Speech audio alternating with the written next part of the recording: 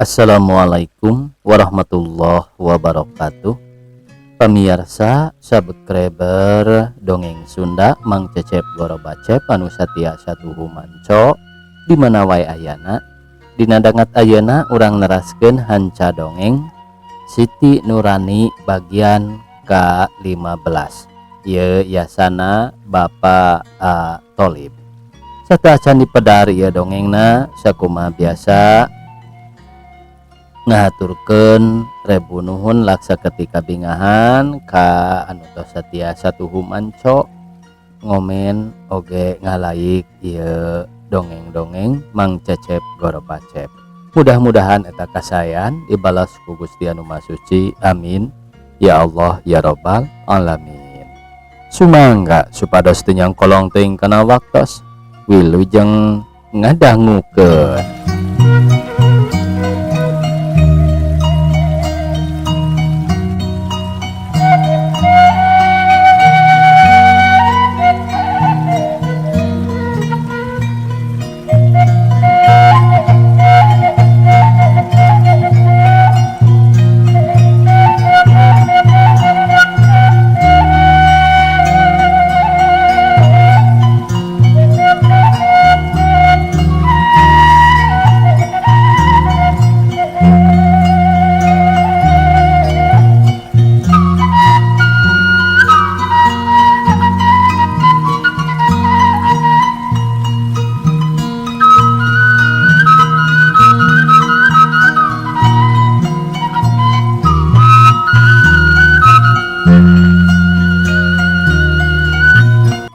Kinten panjangna mama lalakon abdi teh upami bade dicarioskeun ditetek mah sagala rupina, tapi ku abdi bade dicarioskeun nu pentingna bae lalakon abdi teh surupa hidayat karamana nya ringkasna wae kumaha lalakon teh.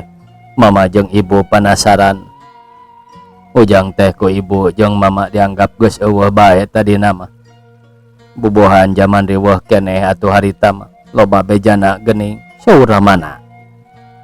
Abdi kapungkur gaduh kahadean ka hiji istri nu ngaran Nurhayati. Rorompokna teu tebih ti urang, putra hiji jalmi padamel kantor. Ari ramana mah teu kinten angkuhna margi jalmi gaduh pangkat sareng menak wartosna mah. Abdi unjukan harita teh ka mama, ku mama miwarang diemut heula. Suruh mama kapungkur lain teu doa ka budakna, tapi hoream ningal kolotna jelema angkuh jeung gumenak. Kasauran mama henteu lepat waktos abdi ulin ka rorompokna. Anjeunna ramana teh nyebatkeun kieu moal dibikeun ka pagawe leutik anak bapa mah. Geus aya nu nyangcang ku pangkat luhur jeung anak jelema beunghar. Jeung deui bapa teresep ari sok jul-jol barudak ngora ulin ka dieu teh ngan saukur rek ngahihile dan wungkul ka anak bapa. Da dibikeun mah moal anak bapa mah geus aya nu boga. Nu matak ujang oge rek naon ulin ka dieu sajabana ngaganggu teh ka anak bapa, ka bapa oge hariwang jeung sok loba leulengiteun ari loba barudak arulin teh. Kanyeri hate abdi harita teu aya bandingna nya ku mama abdi teu karujukan, nya ku bapa awewe ditampi emutan kana moal tiasa laksana teh. Nya saterasna mah abdi teh luas ninggalkeun Bandung ngabujang ka Jakarta rek ngabang-brangkeun hate ti padamela nyuhunkeun liren. Kadunungan mah abdi teh waleh bae keur meunang kanyerian. Sanggeusna beres mah serat-serat sagala rupi abdi mios ka Jakarta. Kudunungan dipasihan serat kangge kasaderekna. Bujengeun abdi sareng dititipkeun supaya diperi pangikhtiarkeun padamelan. Ku kabijaksanaan sareng piwelas saderek dunungan abdi kenging damal di kantor padamelanana dipimpin ku hiji jalmi ngaran Karma. Saparantos abdi di Jakarta ari hubungan mah henteu pegat sareng kahadean teh sok pada silih suratan, tapi tara dialamatkeun ka imahna sok nganggo alamat sobatna bae. Ngarah kolotna henteu terangeun. Ti bumi sadarek dunungan abdi pindah ka asrama nu ngahaja disadiakeun ku kantor kangge padamel anu tebih sareng kanggo anu acan rumah tangga. Di asrama teh abdi duaan sareng rerencangan ngaranna Khairuddin asal ti Palembang teu kinten bageurna sareng nyobat abdi teh jeung manehna geus teu asa-asa bubuhan sami-sami ngumbara. Dina hiji waktos kadongkapan kahadean nu ngahaja nyusul abdi. Manehna nyarioskeun geus kabur ti kolotna lantaran arek dipaksa dikawinkeun ka hiji lalaki nu geus boga pamajikan, malah geus boga anak lalaki hiji. Ari lalakina teh satadina mah dianggap lanceuk ku manehna teh da tunggal anak ramana ti istrina anu ti payun, kungsi maksa ka manehna ngabedegel, maksa kawasato bae. Upami teu lumpat mah harita teh lapur kalarasan wengi eta teh indung bapana keur teu araya di imah. Duka keur nyaba ka mana da manehna oge henteu terangeun. Manehna wengi eta kapaksa mondok di tatangkana. Enjingna saparantos kolotna dongkap bari ceurik dicarioskeun ka ibuna, kakara terangeun ti ibuna yen kadinya teh sanyana lanceuk tere lain lanceuk tegas. Daramana mah parantos maot di Palembang, anu ayeuna mah Rama Kawalon nu ngurus ti leuletik. Tapi aneh ibuna oge sami deui bet kalah kamaksa kedah daek. Keun bae cenah da pamajikanna mah arek diserahkeun anas budakna dikeun bae ka indungna. Basana mah ngalah ulah kagoknya. Nya harita mah teu nyarios naon-naon kahadean abdi teh jiga nu purun bae kana kahayang kolotna. Tapi wangina wanci janari manehna kabur ninggalkeun kolotna ngajugjug ka abdi nu aya di Jakarta.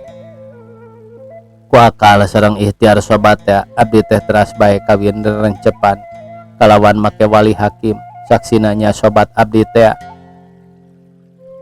Abdi kapaksa pindah ka lembur ngadonyewa kamar, ieu oge kengeng merenahkeun sobat abdi kengeng kamar teh. Dina hiji waktu sobat abdi kadongkapan sepuhna ti Palembang nyandak istrina rerencangan teh. Da sobat abdi mah geus gaduheun bojo di lemburna. Harita abdi sareng pun bojo oge nepangan ka anjeunna. Sepuhna ngadarongeng yen sajabi tingantunkeun bojona sobat teh aya anu bade dipaluruh hiji awewe nu aya di Bandung saurna teh. Ari ngaranna Nyi Cici, ieu teh nu dianjrekan ku puterana nu ageng nu ngadamel di hiji kantor jenenganna Samsudin. Sepuhna Samsudin mah teu terangeun yen Cicih teh sanyana geus jadi bojona. Samsudin ku ibu ramana dipiwarang wangsul parantos aya cawisan pi bojoweunana. Ti padamelanana dipiwarang liren. Maklum di Palembang mah masih kene aya nu diadu-adu ku sepuh laki rabi teh. Nya teu benten wae sareng diurang. Tapi bubuhan manusia henteu kawasa. Samsudin teh di Palembangna dugi kana titis tulisna maot ngantunkeun bojona sepuhna sareng saderekna. Samemeh maotna Samsudin nerangkeun heula ka sepuhna yen sanyana di Bandungna geus gaduh bojo ka Nyi Cicih teh nu disebatkeun nu diindek kosan ku Samsudin. Ari nyuratan ka sepuhna mah sarta ditinggalkeunana geus kakandungan 7 bulan. Alamat imahna sareng kolot-kolotna oge dina waktu Samsudin rek maot teh diterangkeun ka kolotna, malah ditulis dina hiji surat catetan. Tapi ti harita ku kolotna teu diparuruh, margina keur repot ku Samsudin nu geuringna beuki payah bae sarta tepi kahanteuna. Nembe sakitu abdi harita nguping dongengna teh dan teu hilap dugi ka ayeuna oge. Kabujang aya polisi neroskeun ngaran abdi. Harita keneh abdi dibantun katahanan nu putusanana teh abdi kengeng hukum panjara 3 tahun lamina. Dihukum 3 tahun nanaon dosa ujang teh. Ibuna megat dongeng pahidayat nyilang heula naros ka putrana. Dugi ka ayeuna oge abdi teh can ngartos da teu rumaos gaduh dosa mah mung aya buktos sareng saksi nu ngaberatkeun ka abdi. Naon buktina? Saha nu jadi saksina? Jeung naon tuduhanana teh jang? Sura manang ngiring naros. Numawi abdi abot mama. Numawi abot mama. Abdi dituduh ngagelapkeun artos nagara. Dianggo keur kepentingan gorombolan buktosna kas memang kosong kene sareng aya serat ti pamimpin gorombolan nu narima eta duit padahal eta artos teh ku pakarma dianggona digentosan ku kasbon sementara nuku abdi teu dipariksa heula teras disimpen bae dina berangkas tah ieu kasbon teh sing horeng sanes tanda tarima ti pakarma tapi tanda tangan komar pamimpin gorombolan nugas kengeng ku alat nagara manehna saksi kahiji saksi kadua pakarma nu ngabaratkeun ka abdi manehna mungkir kana pangakuan abdi sareng nuduh nu lain-lain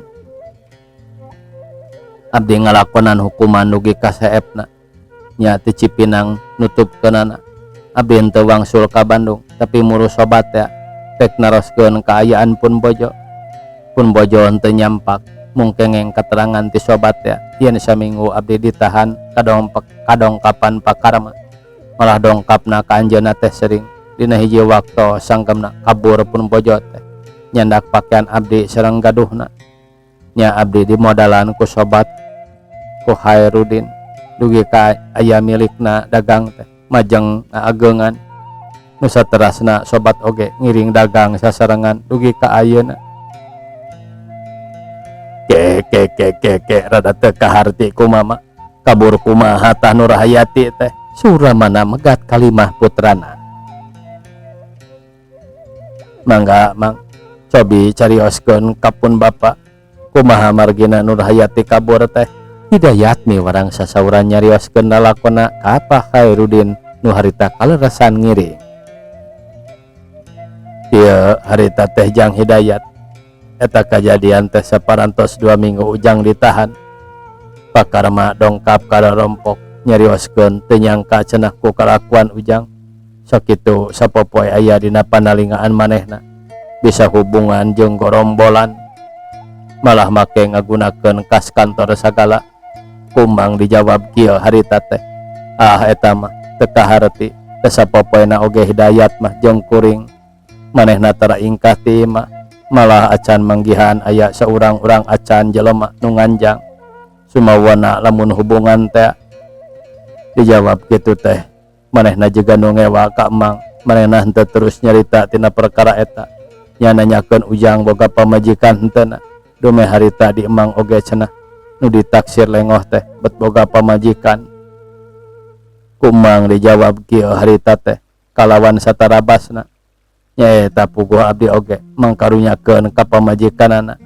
kakara oge bubulanan geus ditinggalkeun harianeun bae eta mah nu mitnahna malah nanyakeun ngaranna sagala jeung tempat cicingna ka emang teh manehna oge pura-pura anu karunya pokna mah bisi lila cenah ngarah gampang manggihan di mana perlu nulung harita emang teu boga curiga ngaran jeung tempatna dibejakeun satarabasna 3 minggu ti harita manehna kungsi ka dieu deui manehna pura-pura nyarita kieu moal era cenah upama bapa rek manggihan ka pamajikan Hidayat ieu boga duit saeutik arek dibikeun hitung-hitung nyumbang rumah Hidayat geus aya 5 mingguna ditahan ari ceuk emang mah moal asal ulah nyurigakeun wae ka tatanggana ari sakadar rek nyumbang mah metak naon sok cul wae ulah lila di dituna sarta manehna nyarios arek terus cenah ka imah Nur Hayati tapi hate emang ti mimiti oge sanyana mah geus curiga ka manehna emang ngajak pamajikan harita teh ngalongok Nur Hayati ingatan emang ngerasa boga kewajiban yen eta teh pamajikan sobat nu perlu menang pertulungan ongkoh ngerasa heran da biasa nama sok mineng ka imah Nur Hayati teh ngadon ngobrol jeung pamajikan atau pamajikan oge atoheun diajak teh tapi dilongo ka ditu teh teu nyampak geus eueuh di imahna ngan meunang katerangan ti tatanggana nu katitipan betrak-betrukna geus aya samingguna Nur Hayati teh ninggalkeun imahna kabeh pakaianana dibawa ngan betrak-betruk nu henteu teh ari sababna dina hiji sonten aya pamegat nu nganjang ruka kumaha margina Nur Hayati teh ujug-ujug dongkap bae ka dieu bari ngariringkik nangis matak pikageteun sarerea ari ditaroskeun ku tatanggana teh Nur Hayati teh nyanggemkeun kieu eta lalaki teh ngaranna Karma dulur pateterean nu geus sababaraha kali arek maksana dikeur di Bandung keneh anu satadina mah disangka lanceukna tegas nya ku eta tatanggana ditaros ari salaresna Nur Hayati teh ramana saha atuh nu mawi teterang rama ku anjeun nya sanggamna teh ramana mah urang Palembang jenenganana Samsudin mulih ka Palembang teu wangsul deui ka Bandung ngaran biangna Nyi Cicih ieu keterangan teh ti ibuna dan Nur Hayati mah teu terangan tah harita teh nitipkeun parabot mangga bae cenah anggo enjing anjeunna bade wangsul nyariosna mah malah wengi eta oge ngawengina teh di dieu dirorompokna mah culo wae ditinggalkeun awatos pisan euker bobot anjeunna teh 5 sasih euker cek eta tatanggana mangkarunyakeun teu wae hate mang teh buah-buahnya Nur Hayati teh anak lanceuk mang ku mang diwartoskeun kapun bapa sareng kapun biang sadatangna ka imah teh isukna biribit bae sadarea ka Bandung maluruh ngaran Cicih teh teu burung panggih imahna ngan geus pindah ti imah asalna si horengnya Cicih teh indung Nur Hayati pamajikan Kang Samsudin anu ditinggalkeun ka Palembang malah nyarita yen anakna geus kabur cenah geus ampir aya 10 bulan nuturkeun ka bogohna duka ka mana nepi ka ayeuna oge acan kapanggih ku emang teu dibejakeun ka indungna yen Nur Hayati kungsi panggih nya emang teh balik bae ti imah eta da teu resep ongkoh nenjo salakina nu angkuh jeung gumede pisan jigana teh nya terus mapai deui ka uru tatanggana baheula nu deukeut ka imah Kang Samsudin anu bareto malah tidinya mondok jeung dahar oge malah didinya mondok jeung dahar oge di aku kalawan nu someah pisan basana teh emut karakana cenah sobat anjeunna nu boga imah teh nya tidinya menang keterangan anu jelas yen Kang Samsudin teh geus loba harta bandana imahna geus aya 4 di mana nu disewakeun malah sawah jeung kebona oge lega ngan saprak ditinggalkeun boga salaki deui kanu ayeuna nungtut di icalan duka digilirkeun panginten maklum caroge nu ayeuna mah pangkat sareng menak pinter pantes nama sedang Nyi Cicih mah jalmi bodoh sareng parantos teu indung teu bapa ibuna Cicih teh maotna saparantos Nyi Cicih gaduh budak ti Kang Samsudin nembe umur 1 tahun upami telepat mah Nur Hayati ngaran budak teh da waktos mulih ka Palembangna kantos amanat upami budakna lahir sareng istri kedah dijenengan Nur Hayati isukna mang balik ka Jakarta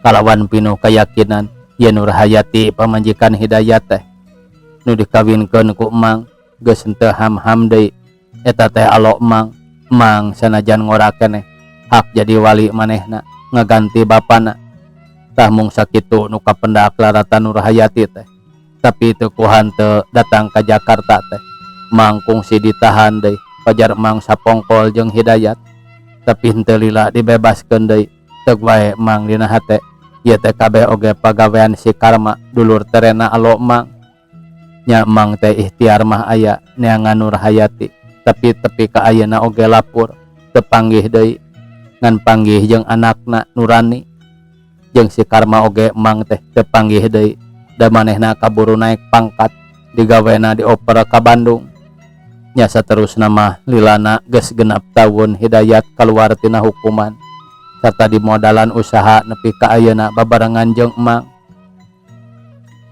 lamun seug aya keneh Nur Hayati meureun kacida bungaheunana sur Ibu Julaiha bari dumareda kumaha mama ari lalakon waktos pendak sareng mama Hidayat naros karamana kuramana lalakon Nur Hayati dicarioskeun tingawitan ditundung ku kolotna disebut reuneuh jadah di uar-uar kata tanggana ugi ka Nyi Ruruk di panyawahna sarta panyawahna diusirnya lumpat ka anjeunna nepi ka ngajuruna sarta rek indit deui ka Jakarta dibarengan ku Indung Umar pamajikan panyawah teh di jalan aya nu mergasa Indung Umar maot di rumah sakit ari Nur Hayati kabejakeun ngagelengkeun maneh kana kareta api kulantaran mama harita kaluman budak loba teuing nunung teuinganan sakolana ngan semet di SMP kitu oge di sakola muslimin. Da ingatan teh pupurihun bapana rada mantangul diajar kana agama teh nya mama minta pensiun tina pagawean kebeneran dikabul bobohan dinesna geus 25 tahun sagala kakayaan dijual kabeh jeung ditinggal kolot dibolikeun di dieu diajar tani jeung nyingkahan supaya ulah aya nu nyahon kana riwayat budak di dieu diajar ku ibu tina pangajaran agama bareng jeung barudak urang dieu tapi teu ku hanteu aya bae jalana bet nurani teh manggih deui nu matak nyerieun kana hatena nepi ka ninggalkeun indit ka Bandung nyaeta wae mamana meureun dasar kudu dipanggihkeun jeung bapa sur ibu Julaiha nyambung cariosan carogena ngan eta panggihna teh kumaha sauramana atuh dolak-dolak bae Hidayat teh nyarioskeun lalakonna tina perkara panggihna tina kongkorong nu jadi lantaran ramana ngan bati gogodeg bae tina teu sangka dugi kapanjang pisan nalakon putrana sareng incuna Neng Nurani teh.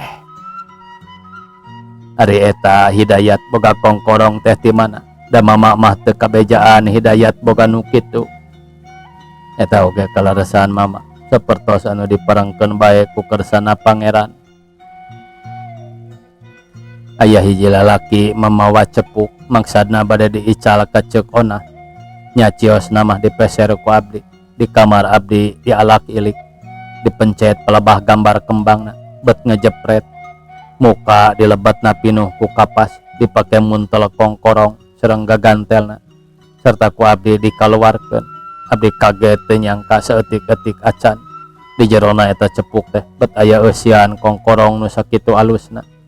Cepuk teh ku abdi dipariksa deui mergi rada aneh ari di luar jangkung ari muka bet ngan 2/3 nu katinggal di jero teh sing horeng aya deui rahasia di sisina aya deui cecentilna ari ku abdi dipencet ari muka deui bet aya serat 2 cewir nu hiji nota pamulian nu hiji surat peringatan tanda pangeling-eling ti 2 jalmi ngagebeg abdi oge harita teh eta cepuk dipeserna mung 200 rupiah sedang upami numutkeun nota pangaosna teh 1.500 gulden artos Walanda ngagaleuhna ti toko perhiasan di Den Haag ti nagara Walanda didamelna tina platina tina perak bakar. Ari serat pangeling-eling teh nyarioskeun yen tanda mata ti hiji nona Walanda nu geus kahutangan budi ku Samsudin sasat nama geus dijahit tina balai tina bahaya pati ngaranna Henny Nissen eta kongkorong supaya dibikeun ka anak Samsudin anu awewe ditulis dina gagantel ngawangun gambar kembang HN eta surat ditanda ku Samsudin jeung nona Henny ku abdi dipake mas kawin waktos abdi kawin ka Nur Hayati nu manehna mah henteu terangeun eta teh boga bapana dalah abdi oge terang soteh nembe ayeuna saparantos terang yen Nur Hayati teh putrana Samsudin tapi ari nu ngicalna ka abdi mah duka saha dugi ka ayeuna oge teu acan terang sareng teu sangka cepuk aya eusian dipeser soteh ku abdi kawitna mah keur wadah bako bae da sae ukiranana teu nyangka dijieun tina perak eta cepuk teh da kawitna mah kuleuheu rupina oge tah mung sakitu ari riwayatna kongkorong jeung cepuk mah sur Hidayat nutup cariosna. Aneh puguh oge ari dipikir mah eta teh kabeh oge nembongkeun kakawasaan pangeran kudu dipake ku anu hakna eta barang teh ku Nur Hayati ayeuna turun ka anakna ka Nurani jeung kudu jadi jalan pamuka rahasia suramana bari teu boleh nyebut masya Allah. Ari sugan mama mah nyawae ujang teh henteu kawin jeung Nur Hayati teh lamun seug nyaho mah lalakonna kitu meureun mama teh moal wirang teuing jeung Nurani moal jadi paomongan batur nepi ka miceun maneh kalebah dieu teh lantaran geus ngarasa teu kuat ceuli asa rawing hate teu weleh asa rumasa dosa boga anak goreng lampah. Suramana bangun anu hanjakal henteu terangan ti kapungkur kana lalakon putrana. Nu parantos mah parantos wae mamana lalakon urang jeung nu jadi anak teh. Nya kitu deui Nurani oge kudu ngasaan kumaha rasana lamun jadi budak nu kasebut eueuh bapaan teh. Matak perih jeung berawit hati malah kituna teh kabawa ka kolot-kolotna. Sugan wae ari kieu mah ngajadikeun contoh pangajaran ka dirina. Jadi awewe teh kudu pengkuh tigin ati ulah benang kagoda ku lalaki lain hakna atawa samemehna sah tikahna cek agama jeung dari gama kalawan saksi jeung walina anu pugu. Oge keur karalaki nu ngalajur nafsu rasa maneh lalaki mah moareuneuh tapi sing ngingetkeun ka budak nu jadi turunanana nu teu tuah teu dosa ngalakonan lara jeung wirang ku pagawean nu jadi bibitna ti bapana. Sur Ibu Julaiha nempas cariosan carogena. Nya moga-moga wae ulah kasorang kuturunan urang mah malah lamun menang nawar mah ku sararea oge ulah ditarurutan lalakon nu kararitu teh. Nah ada mama mah ari ingat kadinya teu boleh gegebegaan hate teh. Keur waktu Nurani leutik keneh sok ulin jeung babaturanana ananging teh ngadenge budak nyindiran bari dikawihkeun anu maksudna moyok jeung ngahina meureun. Ieu geuning pokna teh piring pisin diragaji colenak di kalapaan abdi isin ku paraji boga anak teu bapaan mani matak panas tiris kadengen teh ari rek ambak tah ka budak teh piraku jeung sion kumaha onam deui ari diantep teu boleh nyanyautan karasana kana hate teh. Pantes sok loba anu luas nepi ka ikhlas micen atawa malidkeun orok teh. Saur Pahamid Sarip bari ngabiri gidig ditungtungan ku istighfar. Neng Nurani nguping eyangna silih tempas nyarios teh cisocana ngunclang carinakdak emuteun kana lalakon keur alit. Nya kitu deui anu sanesna pada ngahruk dina manahna ngawang-wang nyoreang kana lalakonna Neng Nurani. Kahoyong mah mama ieu kajadian teh sing jadi contoh kasadayana. Pangpangna mah ka barudak ngora boh ka lalakina boh ka istrina malah kasepuhna oge nu ngadidikna bebas teuing ka anak teh sing jadi eunteng. Sur Neng Nurani nyariosna bari semu ngalimba. Di bumina Pahamid haneuteun ngarobrolna dugi kawengi pisan pribumi sareng tatamu sabadana ngupingkeun lalakon Hidayat sareng putrana teras silih tempas pada cacarios silih ebrehkeun pamendak. Pakarta sareng putrana Jangdurahman marulihna parantos sungi pisan malah ku sadayana diarandag. Namun Jangdurahman sareng ramana teras mulih bae tina kalamian parantos soneweun ka ibuna. Neng Nurani ayana di eyangna parantos aya 3 dintenna salamina galumbira pisan sarosonoan sareng ramana sareng eyangna. Nya kitu deui Pak Khairuddin sareng Ibu Jubaidah nu ngiring jajab sami pada ngaraos ngiring bingah manahna. Dina wengi kaopat sadayana nuju caralik di tengah bumi mayunan tatamu anu nembe pisan sumping Pakarta sareng putrana Jangdurahman. Disarengan ku uwana urang kota nu ngahaja nyarengan. Pakarta darongkapna ka Pahamid ayeuna mah nganjang sakumaha biasa tapi aya maksad nyariosna nu diwakilan ku kapirakana. Nerangkeun maksad Durahman sareng ramana narosan Neng Nurani. Kalayan kasuluyuan ku ramana sareng eyangna da puguh jenisna mah batu turun kesik naik pada janji pasini. Teu panjang tanya jawabna panarosanana geus ditarima kalawan nangtoskeun waktosna bari salamatanana. Ngan saminggu waktuna ti harita di bumina Pahamid Sarip geus haneuteun pinuh ku tatamu ti ditu ti dieu di dapur dokdak kuno paropolah di balandongan ngungkungan wayang golek keur manggung nu lalajo heureun usik pada hayang nyaho kadalang ganda Atmaja anu sohor disindenan ku ti tim Patimah beunang ngahaja manggil ti Jakarta gambalanana pimpinan Tuteng Juhari.